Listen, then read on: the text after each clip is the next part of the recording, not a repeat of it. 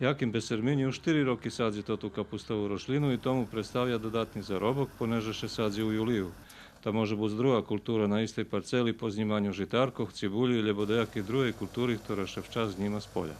Nemôžem povedať, že som teraz bar prezadovoľný, nemôžem teraz da kúkam, že to še nie placi robiť, ale mohla by byť cena takú zvekša, hoďem na 30 dinári, da máme my, ktorí proizvozíme, hej. Bo my tu najmenej zarabiame teraz, keď príde nakúpať zo skvantášu, bo vám dá 25-30 dinári za to karfiol, teraz, jak neška da se tu priskúpiť. A oni predávajú po 60-70, lebo to tí, co uradne, predávajú po 100 dinári.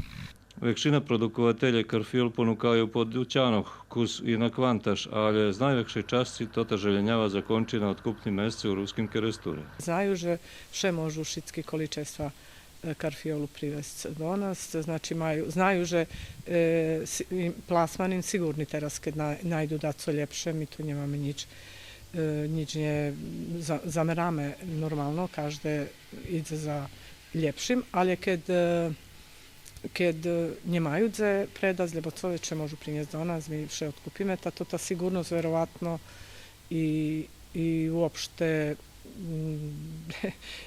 rachunek, to co oni napravia sebe, verovatno, že doprineslo, že da ľudze vše vecej sadza karfiol. Besermini hovorí, že keď hlavka má kilu i vecej, vec tu zarobku jest. Ale preto pri vyberanju hybridu treba byť zmudrý i vybrať z takých, ktorí dáva veľké hlavky i ktorý má pri kmetu hlavku ščiciť so sliscami od direktnej svetlosti, bo inšak požovceje i nebude mať targovišnú vrednosť.